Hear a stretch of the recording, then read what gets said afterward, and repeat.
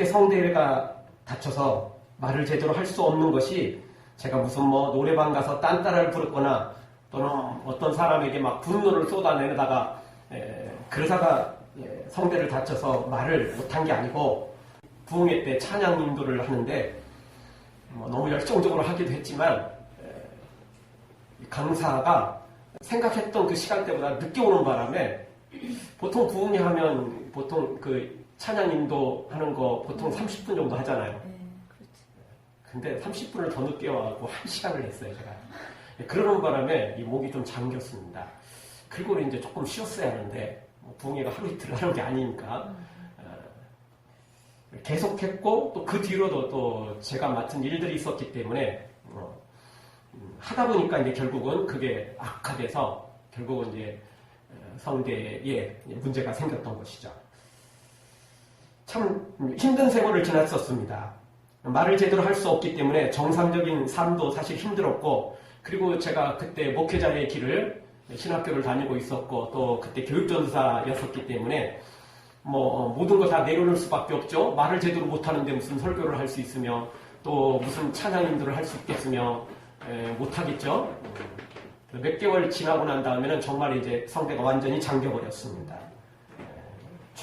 조그만 이야기를 해도 5분만 이야기하면 더 이상 말하기도 힘들 만큼 그렇게 참 힘든 때가 있었습니다. 그런데 그래도 정상적인 삶도 힘들고 내가 평생에 이 목회자가 되기로 했는데 목사가 되기로 했는데 그 길을 걸어갈 수 없다는 것도 두려움이 임했지만 가장 힘든 것은 하나님의 응답이 없었다는 것입니다. 아무리 회개를 해도 아무리 내 인생을 뒤돌아봐도 그리고 앞으로의 삶은 정말 주님 위해서 살겠다고 다짐하고 고백하고 결단해도 하나님의 응답이 없는 거였습니다.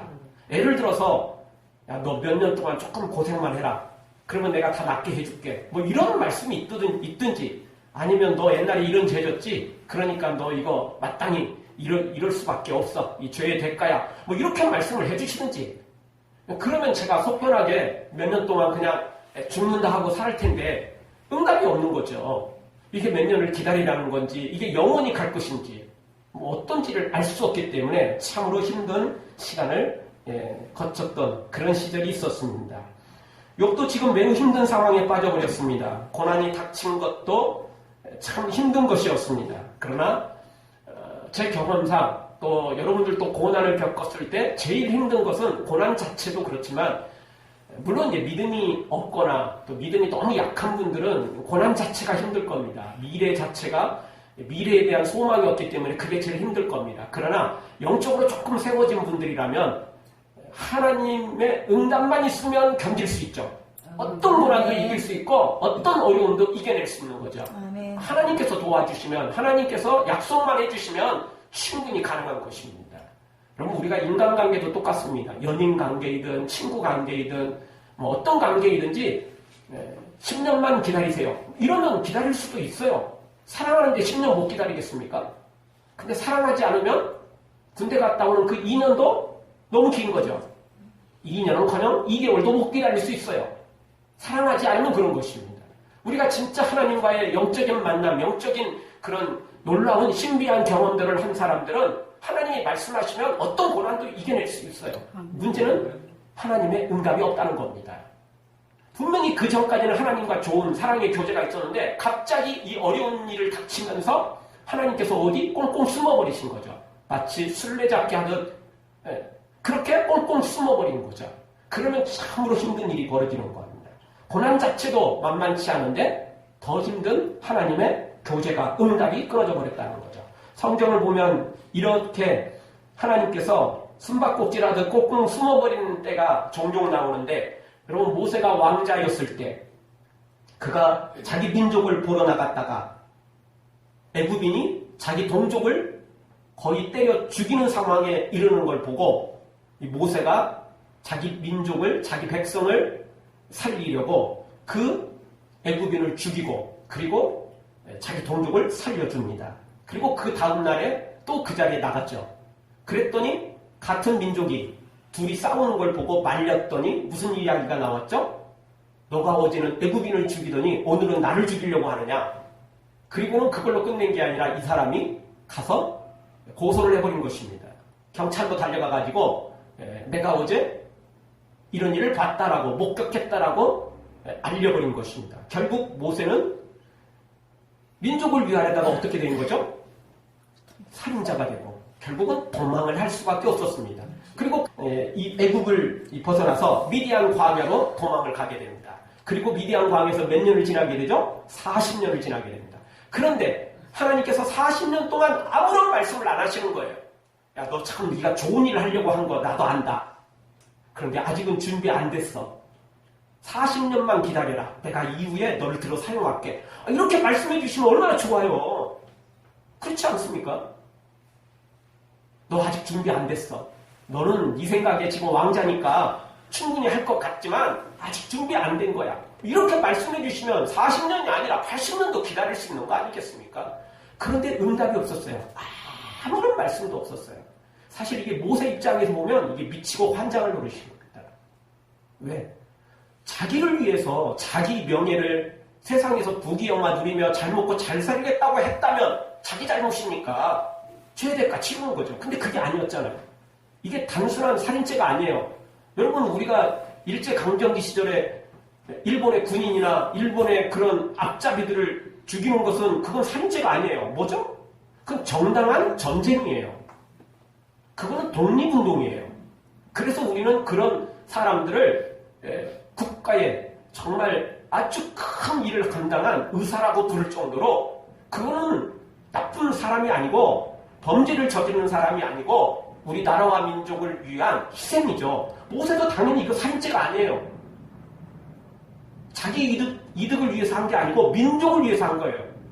그것도 지금 모세는 유대인으로 서 있는 게 아니라 애굽인으로 지금 공주의 아들로 들어가서 그 왕자의 역할을 감당하고 있잖아요. 그거 외면해도 돼요. 사랑하는 것 때문에 한 거예요. 민족을 사랑했기 때문에, 하나님을 사랑했기 때문에 한 거라고요. 그런데 닥쳐온 현실은 살인자가 됐고 도망자가 됐어요. 더더욱 힘든 것은 하나님이 응답이 없었던 거죠. 그러니까 이렇게 미치고 환장을 40년을 지냈기 때문에 40년 후에 하나님께서 나타나셔서 모세야 모세야 부르시고 너 애굽으로 가서 40년 전에 못다한 일을 해라. 이러니까 모세가 그때 화를 낸 거예요. 하나님께 화를 낸 거죠. 왜? 40년 동안 말씀 한마디 안 하시다가 40년 후에 갑자기 나타나니까 모세가 얼마나 마음이 아팠겠어요.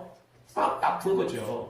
여러분, 우리도 이따금씩 TV를 통해서 보면 이상가족, 자녀와 부모가 헤어졌을 때, 이게 원치 않게 헤어졌음에도 불구하고 처음 만나면 반갑기도 하지만요, 그럼에도 불구하고 그게 아주 복잡, 미묘한 마음의 그런 관계들이 있어요. 갈등들이 심한 걸 보게 돼요. 특히 부모가 버려버렸을 경우, 어쩔 수 없이 그런 상황이 벌어졌을 경우 참 복잡한 것들을 우리가 그런 방송을 통해서 보게 됩니다. 이 모세가 딱 그런 거예요. 예수님께서 십자가를 지실 때도 12시부터 오후 3시까지 암흑이 있었습니다. 지금으로 말하면 일식이죠. 깜깜했어요. 태양이 안 보였고 깜깜해버린 거죠. 물론 이때 하나님께서 예수님의 고통을 외면하는 장면이고 또 이 일을 통해서 죄를 지은 자는 하나님께 결국은 심판을 받는다는 걸 보여주는 상징적인 사건이죠. 그럼에도 불구하고 우리 예수님이 우리 죄를 대신 졌기 때문에 그런 고통을 이제 당하신 겁니다. 그러면서 예수님이 외치신 말씀이 뭐죠? 엘리 엘리 라마 사박다니. 무슨 말씀입니까? 나의 하나님 나의 하나님 어찌하여 나를 버리셨나이까. 하나님이 숨어버리신 거예요. 그래서 예수님께서도 잠깐 하나님과의 교제가 단절된 거죠. 예수님 스스로는 그럴 일이 없지만 우리의 죄 때문에 이제 이런 일이 벌어진 거죠. 대신 졌기 때문에 이제 그렇게 단절된, 그리고 그 아픈 고통을 겪게 된 것입니다. 사무엘 2장에 보면 사울왕이 하나님께 힘으로도 우림으로도 선지자로도 아무 응답을 받지 못하니까 결국에는 어떻게 하냐면 접신하는 여자를 찾아가서 결국 접신을 하게 됩니다. 신을 불러내는 거죠. 요즘으로 말한다면 그러니까 무당을 찾아가서 접신을 하게 되는 겁니다. 그런 일이 이제 사무엘상 2장에 나오는데 사실 이런 일이 벌어진 것은 사울왕이 하나님을 거절했기 때문에 그렇습니다. 하나님이 말씀을 주셔도 불순종하고 선지자를 보내도 외면하고 어떤 말씀을 해주셔도 사울이 외면했기 때문에 하나님이 더 이상 나중에는 응답하지 않았던 거죠. 그리고 설사 이렇게 응답이 더딘다 할지라도 그래도 하나님 앞에 나와서 엎드리고 구하고 찾으면 하나님 응답해 주시지 않겠습니까? 그런데 그걸 못 참고 누구를 찾아간 거죠? 예, 접신하는 여자를 찾아가서 무당을 찾아가서 결국 세상의 방법으로 신과의 만남을 그렇게 하고야 말았던 거죠.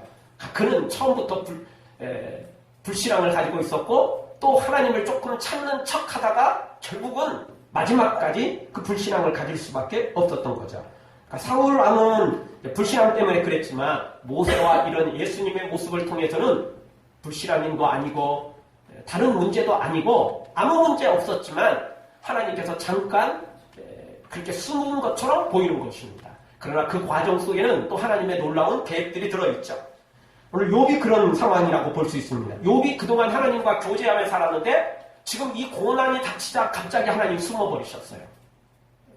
완전히 숨은 건 아닙니다. 하나님 다 지켜보고 계셨고 하나님께서 욥과 함께 계셨지만 잠깐 동안 욥은 하나님을 발견할 수 없는 좀 힘든 상황이 된 거죠. 그래서 오늘 성경 욥이 어떻게 몸부림치고 있는지 우리가 그 욥의 몸부림을 살펴보면서 우리에게 주시는 말씀을 생각해 보기를 원합니다. 첫 번째 주시는 말씀은 불평을 그치고 마음을 바꾸어도 안 되는 것은 안 된다는 것입니다. 아무리 힘쓰고 애써도 안 되는 것은 안 될 때가 있다는 겁니다. 욥은 불평과 원망을 그치고 얼굴빛을 고쳐 즐겁게 그렇게 하려고 결단을 내렸고 또 그렇게 시도를 합니다. 그런데 그게 되질 않습니다. 27절을 보십시오. 가령 내가 말하기를 내 원통함을 잊고 얼굴빛을 고쳐 즐거운 모양을 하자. 이렇게 결단을 내립니다. 그리고 그렇게 또 실천에 옮깁니다. 그리고 이미 욥은 그렇게 했었어요. 이미 욥기 1장을 통해서도 엄청난 고난이 닥쳤지만 주신 것도 하나님이시오 또 가져가는 것도 하나님이시니 나는 오직 하나님만 찬양하겠다라고 그렇게 고백했고 또 그렇게 왔잖아요. 지금까지.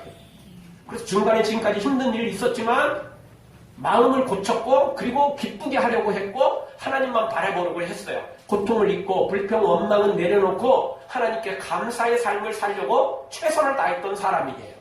그리고 지금 이 친구들의 정죄를 받고도 여전히 불신앙적인 모습은 제거하고 약간의 불평 또는 약간의 원망들이 있긴 있었지만 그렇다고 그걸 한도를 넘어가지는 않았어요. 약간 짜증나는 말들이 표현됐지만 그렇다고 불신앙까지 넘어가지는 않았어요. 그러니까 욥이 참 인간적으로 이렇게 몸부림쳤던 거예요. 현실은 아닌데 그 현실을 믿음으로 이겨내려고 몸부림쳤던 것은 사실입니다. 현실은 암담하지만 마음을 바꾸어서 즐겁게 하려고 몸부림쳤어요. 성경 말씀 그대로 항상 기뻐하라. 그렇게 주신 말씀대로 그렇게 몸부림쳤던 거죠. 그러나 마음도 한계가 있습니다. 아무리 기뻐하려고 해도 현실이 어두우면 우리의 마음도 현실에 굴복하게 됩니다.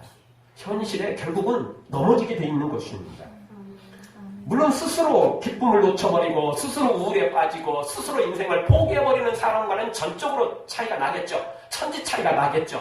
그럼에도 불구하고 욥처럼 이렇게 몸부림치면서 무릇 지킬 만한 거다. 더욱 너희 마음을 지키라는 말씀처럼 마음을 지키고 마음을 기쁘게 하려고 하고 또 그렇게 감사하려고 해도 결국 한계에 부딪혔다는 것입니다. 한계점에 이르자 결국은 지쳐 쓰러지는 욥의 모습을 보게 되는 것입니다. 정말 그렇습니다. 우리는 아무리 마음을 다잡아 봐도 아무리 마음을 새롭게 해도 우리의 마음은 마음 먹은 대로 안 되는 것입니다. 여러분 그렇지 않습니까? 우리가 마음 먹은 대로 되나요? 그렇지 않습니다. 마음은 굴뚝 같은데 안 될 때가 있어요. 그리고 결국 그것이 몇 번 반복되다 보면 마음까지도 결국 나도 모르는 사이에 마음이 결국 굴복당하고 마는 것입니다. 1908년 수척하고 슬픈 얼굴을 한 어떤 남자가 제임스 해밀턴 박사를 찾아와서 자신의 병을 설명을 했답니다. 이 해밀턴 박사는 의사이면서 또 상담가이면서 이런 전문가였죠. 그래서 이제 이 슬픈 얼굴을 띤 남자가 찾아와서 나는 나를 둘러싸고 있는 세상의 공포로 인해서 질식할 것 같습니다. 사는 것도 싫고 어디서도 기쁨과 행복을 찾을 수 없으니 박사님이 제발 좀 저를 도와주세요. 박사님이 저를 안 도와주시면 저는 죽을 것 같습니다. 그렇게 애타게 도움을 청했다는 것입니다. 그래서 이 해밀턴 박사는 뭐 이야기 저 이야기 하다가 결국에는 어떤 조언을 해줬냐면, 자, 그렇다면 당신의 삶 속에서 벗어나 웃음을 찾아야 되는데 그 웃음을 찾는 방법을 제가 하나 알려드리겠습니다. 그리고 나서 말한 것은 오늘 밤 서커스에 가셔서 그리말디라는 광대를 찾아가 보십시오. 그러면 그가 당신을 웃게 만들 것이며 당신은 치료될 수 있을 것입니다. 그렇게 말을 했답니다. 당시에 이 그리말디라는 광대가 정말 사람들을 다 그냥 들었다 놨다 그렇게 웃기는 사람이었다는 겁니다. 그런데 그는 낙담한 듯 뭐라고 말하냐면, 박사님, 제가 바로 그 그리말디라는 사람입니다. 라고 말을 했다는 겁니다. 사람은 그렇습니다. 다른 사람들을 들었다 놨다 다 웃기고 그냥 울고 그렇게 만들어도 정작 자신은 웃을 수 없는 게 우리 사람일 수 있는 것입니다. 다른 사람들은 웃기면서도 정작 자신의 마음은 어떻게 할 수 없는 그런 것이 우리 사람이죠. 그리고 우리의 마음은 정말 알다가도 모를 게 우리의 마음입니다. 정말 사람 마음 지키는 것이 하늘의 별 따기보다도 더 어렵습니다. 과학이 더 발달하면 하늘의 별 따기 어떻게 보면 쉬울 수도 있어요. 그러나 마음을 지키는 것은 불가능할 것입니다. 마음은 내 마음대로 안 되거든요. 어떤 약물이나 과학 갖고도 안 되는 거거든요. 그건 보이는 게 아니기 때문에 그렇습니다. 보이는 것이라면 어떻게 해보겠죠. 고치든 성형을 하든 뭘 체질을 바꾸든 하겠죠. 근데 보이지 않는 거기 때문에 마음은 보이지 않아요. 그러니까 고칠 수도 없어요. 수술이 불가능해요. 우리는 마음을 못 보니까 말입니다. 그래서 우리는 어떤 방법으로도 한계에 도달하게 되면 우리는 할 수가 없다는 겁니다. 그래서 오늘 욥도 이렇게 마음을 바꿨지만, 마음을 새롭게 했지만, 내가 기뻐하리라, 내가 감사하리라, 즐거워하리라 결단했지만 그게 불가능했던 겁니다. 그렇습니다. 우리 사람은 마음 바꾸기에 따라서, 마음 먹기에 따라서 많은 것이 바뀝니다. 그럼에도 불구하고 아무리 마음을 바꿔도, 아무리 마음을 고쳐먹어도, 아무리 결단해도, 아무리 의지가 강한 사람이라도 한계점에 도달하면 결국 굴복하게 된다는 것입니다. 결국 이럴 때 우리에게 필요한 것은 하나님의 은혜인 것입니다. 하나님은 우리의 마음까지도 보고 계십니다. 우리는 우리의 마음을 보지 못하니까 수술도 불가능하지만, 고치는 것도 불가능하지만, 하나님은 우리의 마음도 만드신 분이고 우리의 마음도 보시는 분입니다. 그러니 어디가 고장난지 알고 계시고 어디를 고쳐야 되는지 알고 계시고 어떻게 고쳐야 되는지 너무나 잘 아시는 분인 것입니다. 그래서 하나님의 말씀으로 우리를 고치시는데, 심령 골수까지 우리를 고치시는 분, 우리의 마음의 생각과 모든 우리의 뜻까지 고치시는 분이 우리 하나님이신 것입니다. 사랑하는 성도 여러분, 욥처럼 어떤 상황에서도 마음을 지키려 하되, 그러나 스스로 결국 하다가 굴복당하고 포기하고 실패하기보다는 우리 하나님께 맡겨 하나님이 우리의 마음을 고치시고 또 새롭게 하셔서 승리하는 그 복된 길 걷기를 주의 이름으로 축원합니다. 두 번째 주시는 말씀은 아무리 깨끗하게 해도 안 되는 것은 역시 안 된다는 것입니다. 욥은 눈 녹는 물로 몸을 씻고 잿물로 손을 깨끗이 하려고 했습니다. 30절을 보십시오. 우리 30절 한 목소리 한번 읽겠습니다. 내가 눈 녹는 물로 몸을 씻고 잿물로 손을 깨끗이 할지라도. 아멘. 물로 깨끗이 몸을 씻고, 심지어 손은 더 더러우니까 뭘로 씻어요? 잿물로. 실제 이렇게 했다는 말이 아닙니다. 잿물로 어떻게 손을 쓸 수도 있겠어요. 그러다가 큰일 나죠. 그런데 그렇게 깨끗하게 씻으려고 해도 우리의 죄가 여전히 남아있더라는 거예요. 욥이 상당히 거룩한 삶을 살았고 성경 말씀 그대로 그가 의인이었다라고 말할 정도지만, 그럼에도 불구하고 하나님 앞에 서면 욥도 죄인이에요. 왜냐하면 의인은 한 사람도 없거든요. 욥이 알았어요. 친구들이 말하는 죄는 짓지 않았지만 욥은 하나님 앞에 자신이 얼마나 죄인인지 알았던 거죠. 또 몸을 씻고 손을 잿물로 깨끗이 씻어내도 여전히 자기 몸이, 손이 더럽다라는 것을 알게 된 것입니다. 그렇습니다. 우리가 아무리 노력해도, 아무리 해도 우리는 결국 더러운 죄인이라는 사실은 절대 외면할 수가 없습니다. 조금 더 의인이고 조금 더 덜 죄인이라는 것은 있을 수 있겠지만 여전히 죄인이라는 사실에서는 벗어날 수 없다는 것입니다. 제가 성대 다쳐서 2년 이상을 말을 못할 때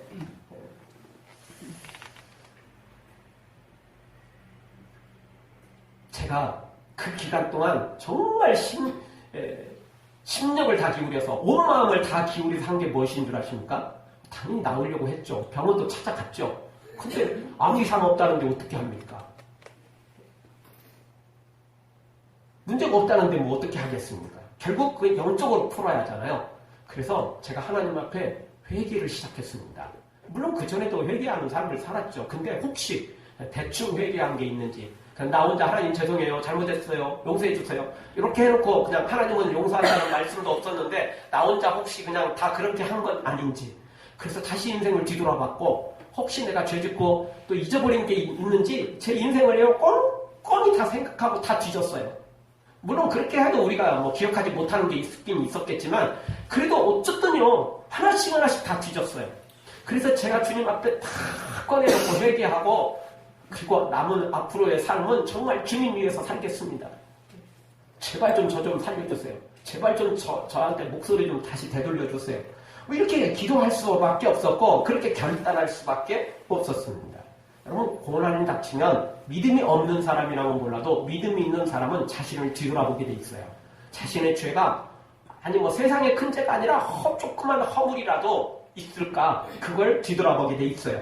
당연히 욥도 그럴 수밖에 없었죠. 욥이 믿음 있는 사람인데 그렇지 않겠어요? 그렇게 했죠. 그래서 오늘 성경도 이렇게 말해요. 몸을 씻고 손을 제물로 씻겠다는 거예요. 그렇게 했어요. 그 이야기는 뭐냐면 철저히 죄를 회개하고 그리고 악한 행위를 버리겠다는 거예요. 이전에도 거룩하게 살려고 했지만 지금은 더더욱 큰 위기에 빠졌기 때문에 더 조심했어요. 우리도 그러지 않습니까? 평소에 건강관리 잘하는 사람들 뭐 안 좋은 음식들 뭐 이런 것들 좀 멀리 하려고 하고 뭐 이러다가도 몸이 아플 때는 더 조심하지 않아요? 그런 거죠. 평소에도 거룩하게 살려고 했지만 위기에 빠졌기 때문에 더 하나님 앞에 죄라는 죄는 허물이라는 허물은 다 버리고 깨끗하게 하려고 했어요. 그럼에도 불구하고 욥이 느낀 것은 뭐냐면 그래도 여전히 죄인이구나. 다른 사람보다는 혹시 더 깨끗한 사람일지는 몰라도 여전히 하나님 앞에 섰더니 여전히 죄인이구나. 그걸 느꼈던 거예요. 아무리 깨끗하게 해도 그리고 아무리 거룩하게 살아도 여전히 우리는 죄인이라는 사실은 벗어날 수 없다는 것이죠. 욥이 그걸 느꼈어요. 이걸 느꼈기 때문에 욥이 조금 더 하나님의 그런 그 은혜 속에 더 깊이 들어간 거죠. 이런 것들 때문에 하나님 잠시 숨으신 거예요. 그리고 이것에 대한 보상은 나중에 하나님께서 다 해주세요. 예. 그럼 이것만 당하고 하나님 보상 안 해주시면 너무 억울하잖아요. 예. 너무 억울하잖아요. 다 보상 받아요. 걱정할 건 없습니다. 잠깐 동안 이렇게 좀 힘든 과정을 겪었던 거죠. 이게 진짜인지 가짜인지가 여기서 드러나는 거죠. 하나님은 가짜에게 복 주시지는 않아요. 하나님은 가짜에게 천국을 주시지는 않아요. 하나님은 진짜에게만 복 주시고 그리고 그것에 맞는 또 복을 주시는 거죠. 어쩌면 성경은 우리에게 철저히 회개해야 된다고 가르쳐 주십니다. 그러나 우리가 아무리 회개해도 그렇다고 우리가 하나님처럼 완전하게 거룩한 자가 될 수는 없다는 겁니다. 그래서 우리는 완전하게 그렇게 거룩해지는 시점이 언제냐? 우리가 죽을 때입니다. 죽어서 천국에 예수님의 십자가 보혈로 완전히 씻음받고 더 이상 죄를 짓지 않겠죠. 이제 죽었으니까. 그리고 완전히 깨끗해지는 그 순간 우리는 천국에서 진짜 완벽하게 거룩해지게 되는 거죠. 지금 씻음받아도 지금은 여전히 씻음받은 동시에 또 생각으로 죄짓고 우리의 몸과 행동으로 죄를 지니까 여전히 또 죄인이 되는 거예요. 순식간에 이루어지는 건 사실이지만 그런데 우리가 죽는 순간 하나님이 우리를 깨끗하게 하시고 더 이상 우리는 이제 죽었기 때문에 죄는 안 짓게 되죠. 그래서 천국 가는 순간 완벽해지는 거예요. 지금은 불완전한 거예요. 지금은 여전히 죄인인 거죠. 그래서 용서받은 죄인이고 용서받은 의인이라고 말할 수 있는 거죠. 다시 한번 말씀드립니다. 울어도 안 돼요. 힘써도 안 되는 겁니다. 아무리 애써도 욥처럼 이렇게 여전히 죄인인 것은 죄인이라는 겁니다. 울어도 못하네, 눈물 많이 흘려도 겁을 얻게 못하고 죄를 씻지 못하니 울어도 못하네, 힘써도 못하네, 말과 뜻과 행실이 깨끗하고 착해도 다시 나게 못하니 힘써도 못하네. 아무리 애써도 힘써도 노력해도 우리는 여전히 죄인이라는 사실은 변함이 없다는 것입니다. 사랑하는 성도 여러분, 인간적인 노력이나 또 인간적인 어떤 열심으로 하려고 하기보다는 성령님의 도우심 따라 성령으로 말미암아 회개하고 그래서 진짜 거룩한 자가 되어 참된 회복의 길을 걷는 우리 모두가 되어지기를, 그래서 욥처럼 승리하기를 주의 이름으로 축원합니다. 마지막 세 번째로 주시는 말씀은 욥은 이렇게 아무리 마음을 고쳐도 안 되고 또 아무리 깨끗하게 하고 또 거룩하게 해도 여전히 죄인이라는 사실을 알았기 때문에 32절 이하를 통해서 하나님과 인간 사이에 중보자가 있었으면 좋겠다, 그러면 해결될 수 있겠다 간절히 소원하게 되고 또 기도하게 되는 것입니다. 즉 중보자를 찾는 욥을 보게 됩니다. 욥은 어떤 방법을 써도 하나님과의 관계가 회복이 안 되자 이제 중보자 구인 강구를 내는 거죠. 32절을 보십시오. 한 목소리 한번 읽겠습니다. 하나님은 나처럼 사람이 아니신즉 내가 그에게 대답함도 불구하고 대질하여 재판할 수도 없고, 하나님은 사람이 아니라서 우리 눈으로 볼 수 없잖아요. 그러니까 하나님에게 대답하거나 같이 재판을 할 수가 없어요. 욥이 이게 답답했던 거죠. 자기 너무 억울한데 여전히 하나님 앞에 서면 죄인이고, 그러니까 어떻게 큰소리 칠 수도 없고, 그렇다고 하나님 앞에 뭔가 좀 하소연을 하고 싶은데 하나님께서 숨으신 것처럼 보이질 않으니 이게 너무너무 답답한 거예요. 너무너무 답답한 거예요. 그래서 어떻게 할 수가 없었어요. 자기로서는 어떻게 할 수 없는 거예요. 친구들이 정죄하는 그 정죄는 아닌데, 근데 또 억울한 면도 있지만 또 억울함과 동시에 여전히 하나님 앞에 죄인이니까 또 부끄러운 거예요. 그 두 가지가 다 공존하는 거죠. 그러면서 33절에 이렇게 말합니다. 양척 사이에 손을 얹을 판결자도 없구나. 즉 하나님과 나 사이에 양쪽에 손을 얹어서 중보할 중보자가 있었으면 좋겠는데 그 중보자가 없다는 거였습니다. 사실 이렇게 중보자를 찾는다는 것은 불가능에 가깝습니다. 구약시대에 하나님과 사실 직통으로 만났던 사람들 많거든요.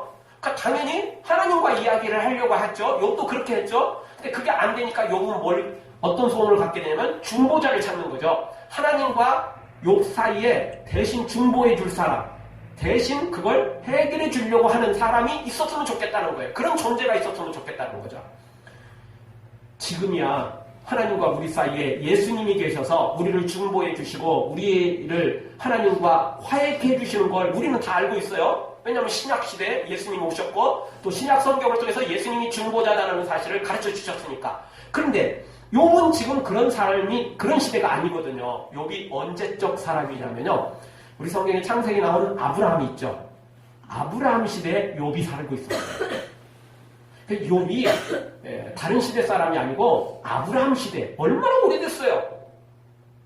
하나님께서 아브라함만 선택한 건 아니고 또 다른 지역에 욥도 하나님께서 선택을 하셨었어요. 자, 이렇게 중보자를 찾는다는 게 이게 인간적인 생각으로는 불가능에 가깝죠.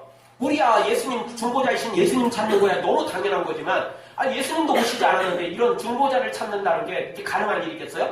어려운 거거든요. 이것이 바로 하나님께서 꽁꽁 숨으신 것처럼 보이지만 욥에게 하나님께서 성령으로 가르쳐 주신 거예요. 중보자를 찾아라. 네가 어떻게 할 수 없으니까 중보자를 찾아라. 그래서 신학적으로 이렇게 말합니다. 우리는 오신 예수님을 믿고 천국 가는 거고요. 구약 사람들은 오실 예수님을 믿고 천국 가는 거예요. 구약에 예수님이라는 사실은 몰라요. 메시아를 찾았고 구했을 뿐이지 예수님이라는 사실은 몰랐어요. 그럼에도 불구하고 구약 사람들이 제사하는 것은 그 제사는 구약의 제사 자체가 효력이 있는 게 아니라 예수님의 십자가 때문에 구약의 제사가 효력이 있는 거거든요. 요즘으로 말한다면 우리가 수표 들고 가면 그 수표가 결국 돈 역할을 하잖아요. 그런데 만약 그 수표를 발행한 은행이나 개인이 부도나면 어떻게 되죠? 그건 종이 쪽지예요. 그 수표는 아무 소용이 없어지는 거예요. 그래서 수표가 그게 효력이 되려면 부도가 안 나야 돼요. 당연히 돈도 마찬가지죠. 우리 돈을 갖고 있으면 좋은데 한국은행이 우리 한국이 부도났다. 그럼 우리 돈은 어떻게 되죠? 아무 쓸데없어요. 한국은행이 멀쩡히 잘 있어야 돼요. 한국이 멀쩡해야 돼요. 그래야 우리나라 돈도 효력이 있는 거죠. 구약의 제사 자체가 효력이 있는 게 아니고 구약의 제사가 효력이 있는 것은 예수님의 십자가 때문이죠. 그러니까 구약의 모든 사람들은 사실은 메시아를 바라보고 천국을 간 거예요. 구체적인 사건을 잘 몰랐어요. 여러분도 그렇잖아요. 여러분 수표 쓸 때 이거 수표 혹시 부도 안 난다 여러분 확인하진 않잖아요. 당연하다 생각되고 쓰잖아요. 그런데요, 은행에서 나온 수표도 있지만 가게 수표도 있거든요. 어음도 있거든요. 부도나는 수가 많습니다. 그러니까 우리는 그런 거 잘 안 쓰니까 잘 모르지, 그게 밀접하게 그 경제와 또는 어떤 기업과의 관계 속에서 밀접하게 되는 사람들은 부도나는 일들이 종종 발생을 하는 거죠. 자, 어쨌든 구약의 사람들은 오실 예수님을 믿었어요. 사실은 정확히 잘 몰랐지만 그냥 제사를 통해서 구원받는 걸로 알았지만 사실은 그 제사 자체에 효력이 있는 게 아니라 십자가를 바라보는 거죠. 그러니까 구체적으로 알지는 못했어요. 사실은 구체적으로 알지는 못했고 신학적으로 우리가 그렇게 규정할 뿐이죠. 어쨌든 욥도 그걸 잘 몰랐어요. 그런데 하나님께서 여기서 욥에게 가르쳐 주신 거예요. 영적 소원을 갖게 하신 거예요. 중보자 알지도 못했는데 그걸 제대로 알지도 못했는데 알게 소원하도록 하신 거죠. 그래서 중보자를 찾는 욥의 모습을 보게 됩니다. 시편 21편 2절에 보면 그 마음에 소원을 주셨으며 그 입술의 구함을 거절치 아니하셨나이다. 하나님께서 우리에게 소원을 주셨대요. 어떤 소원? 거룩한 소원. 세상의 소원이 아니고 육적인 소원이 아니고 정욕의 소원이 아니고 거룩한 소원을 주시고 그 소원의 기도를 하나님께서 응답해 가신다는 거죠. 빌립보서 2장 13절도 이렇게 말합니다. 너희 안에 행하시는 이는 하나님이시니 자기의 기쁘신 뜻을 위하여 너희로 소원을 두고 행하게 하시나니. 하나님께서 우리에게 소원을 주신다는 거예요. 인간의 소원이 아니고 거룩한 소원이죠. 영적 소원을 갖게 해주신다는 거죠. 지금 욥도 힘드니까 자기 노력을 다 했어요. 마음도 고쳐보고 깨끗하게 해보려고 했고 다 해봤어요. 근데 안 되고 이제 지치니까 결국 하나님께서 어떻게 하셨냐면 중보자를 찾아라. 중보자를 찾아라. 네가 안 되면 너가 안 되니까 중보자를 한번 찾아봐라. 이런 소원을 주신 거죠. 그리고 오늘 이렇게 기도하는 거예요. 중보자가 있었으면 좋겠다. 중보자가 있었으면 이 문제 해결될 텐데 그 중보자를 찾고 있는 것입니다. 그렇습니다. 여러분, 우리가 안 될 때는 중보자를 찾아야 됩니다. 나 안 되면 누군가 그 사이를 해결할 존재가 있으면 되는 거예요. 요한계시록 5장에 보면 사도 요한이 환상을 보는데 7인으로 봉해진 책이 있었어요. 이 책을 열어서 마지막 이 말세를 가르쳐줘야, 열어줘야, 보여줘야 준비를 해서 합격을 하게 되거든요. 근데 10사람이 없는 거예요. 이 7인으로 봉한 책이거든요. 그냥 열려있는 책이 아니었어요. 꽉 봉해졌어요. 이걸 열어야 돼요. 비밀번호가 필요한 거예요. 모르는 거죠. 그러니까 요한이 어떻게 하죠? 크게 물어버렸어요. 다 큰 성인인데 어린아이처럼 크게 물어버렸어요. 그 요한이 울음과 동시에 천국에서 소리가 들리죠. 울지 말아라. 울지 말아라. 어린 양이 계시다. 중보자 예수님이 계시다. 그래서 그 중보자 예수님께서 그 책을 받아다가 쫙 펴주는 겁니다. 그게 바로 요한계시록에 있는 그런 재앙들이 나오는 거예요. 우리가 그걸 알고 있기 때문에 말세엔 재앙이 많구나. 그러나 분명한 건 우리 예수님이 우리에게 힘을 주시고 도우시고 끝까지 참고 믿음으로 인내하면 예수님 재림하시고 우리는 영원한 천국에 들어갈 수 있겠구나. 이걸 이제 예수님께서 그 책을 열어서 보여주신 거예요. 그 책을 열지 못했으면 요한계시록이 나올 수가 없는 거죠. 그 책을 여신 분이 누구냐? 그리고 힘을 주시는 분이 누구냐? 중보자 대신 예수님이시라는 거예요. 오늘 성경도 마찬가지입니다. 예수님이 드러나지는 않았지만 이 중보자 결국 예수님을 상징하는 거죠. 사랑하는 성도 여러분, 우리가 안 될 때는 우리의 힘으로 애쓰고 힘써도 노력해도 안 될 때는 중보자 대신 예수님을 찾으면 됩니다. 예수님께서 그 문제 해결해 주시겠다고 약속해 주셨습니다. 그리고 예수님의 오신 목적은 바로 그 중보 역할을 감당하기 위해서 오신 것입니다. 아멘. 우리도 중보자 되신 예수님을 통해서 하나님과 화목하게 되고 앞으로도 계속하여 이 거룩한 길을 걷고 또 저 세상에 죽어가는 영혼들 노력하지만 최선을 다하려고 하지만 여전히 죄의 짐 때문에 결국은 지옥을 향해 가는 저 죽어가는 영혼들에게 우리 중보자 되신 예수님을 소개시켜줘 나도 구원받고 저 죽어가는 영혼도 살려내는 복된 믿음의 길 걷기를 주의 이름으로 축원합니다. 아멘. 기도하겠습니다. 우리 동서로 한번 기도.